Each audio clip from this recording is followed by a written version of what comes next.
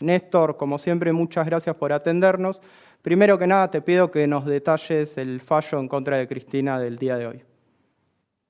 Bueno, el fallo tiene 1541 páginas. Quien te diga a esta altura de la tarde que lo ha leído completo, obviamente no te está diciendo la verdad.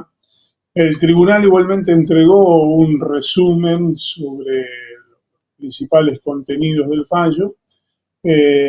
Algo en diagonal he podido leer. Básicamente el tribunal le creyó todo a lo que había resuelto el tribunal oral, que allá por fines de 2022 había condenado a la expresidenta, y no tomó en cuenta ninguna de las objeciones que había planteado la defensa, ni de ella ni la de ninguno de los otros condenados en esta historia. Hay una primera lectura que indica que la confirmación establece lo que técnicamente se llama un doble conforme, es decir, que dos tribunales, uno inferior y uno revisor, deciden en un mismo sentido, sostienen, coinciden en la acusación, en el delito y en el monto de la pena.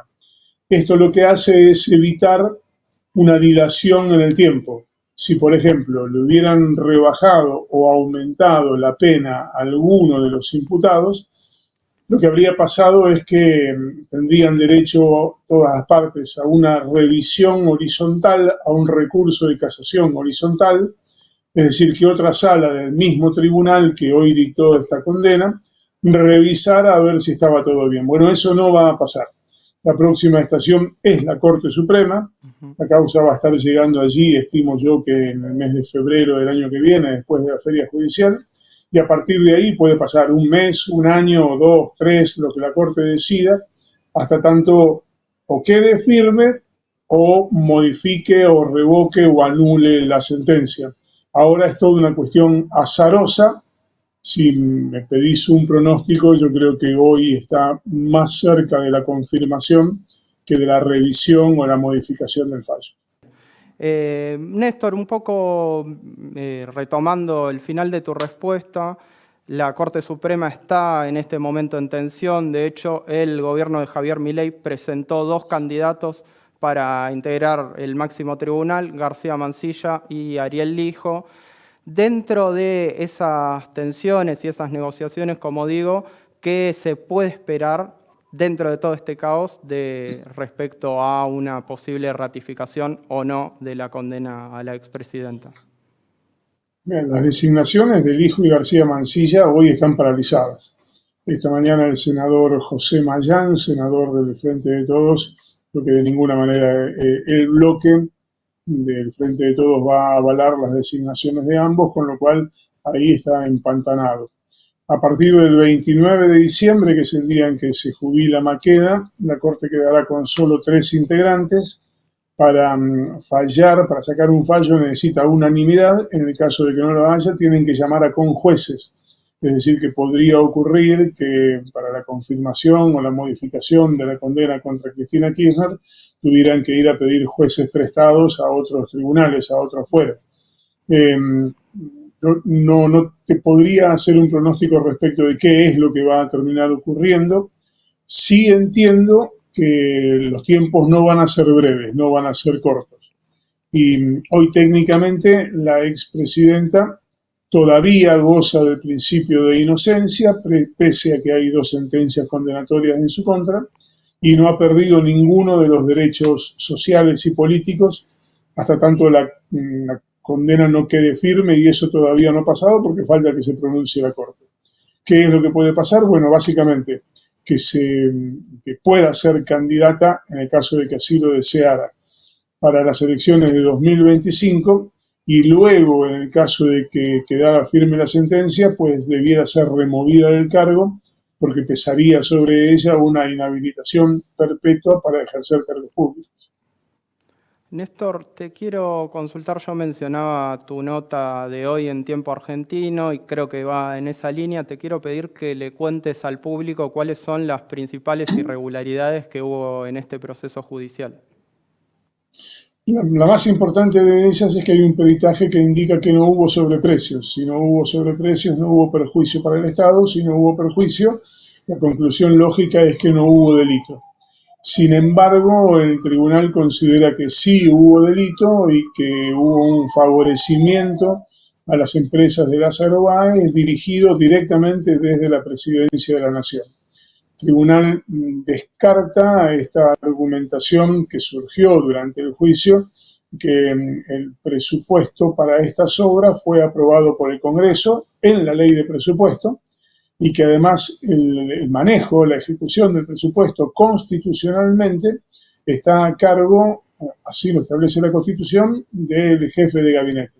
Bueno, no hay ningún senador, ningún diputado y ningún jefe de gabinete que haya estado ni siquiera imputado en el marco de esta investigación. El tribunal también descartó la sospecha de favoritismo o de falta de imparcialidad a partir de la relación de los jueces y los fiscales del Tribunal Oral y los de la propia casación con el expresidente Mauricio Macri, y consideró que Cristina Fernández de Kirchner fue la responsable de haber direccionado la obra pública para favorecer a Lázaro Báez y a su empresa, que era, según lo dice el fallo, inexperta en materia de construcción y en materia de obra pública.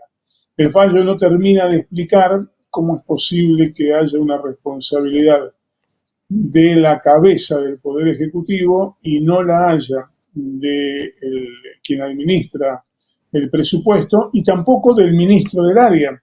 Julio De Vido fue absuelto y hoy quedó ratificada la absolución de Julio De Vido. Por lo general en las causas judiciales se establece una línea de corte. O sea, hasta acá llega la responsabilidad, de acá para arriba no hay responsabilidad. Aquí hubo una línea de corte, son los otros funcionarios que terminaron condenados, pero después el tribunal hizo una suerte de per saltum, salteó a los legisladores, salteó a los jefes de gabinete, salteó al ministro y llegó directamente a la responsabilidad de la presidenta de la Nación. No es muy fácil de explicar. Para eso necesitaron 1500 y pico de páginas y tampoco ahí queda del todo claro. Néstor, quiero contextualizar ahora un poco. Bueno, se habla desde hace varios años de la persecución judicial a dirigentes y dirigentas del campo popular, esto en toda Latinoamérica, el llamado lawfare.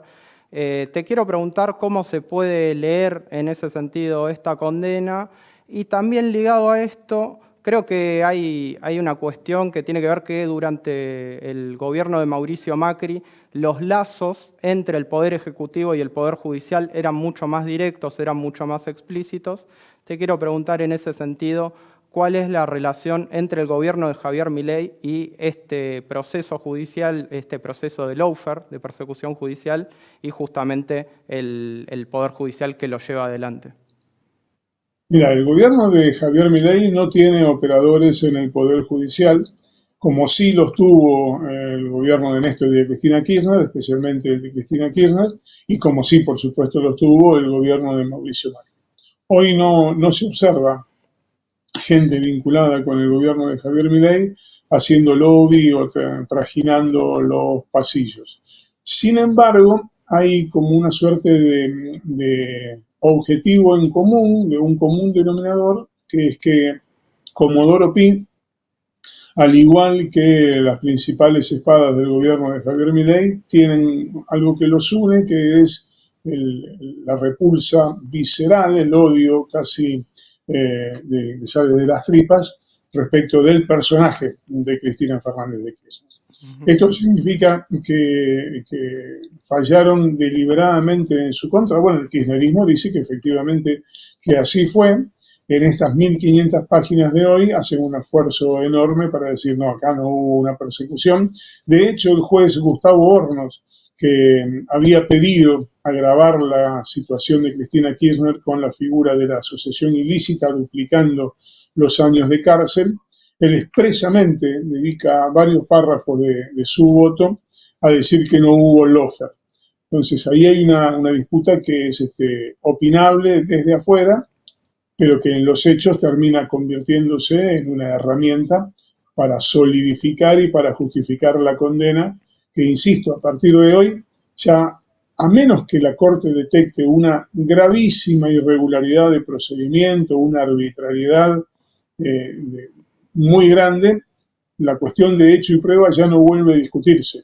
Para la justicia penal argentina, Cristina cometió los delitos que se le achacan y la Corte solo va a revisar cuestiones que tienen que ver con el respeto a las garantías constitucionales, no ya los hechos. Para la justicia argentina los hechos son tal cual surgieron del Tribunal Oral y quedaron confirmados hoy.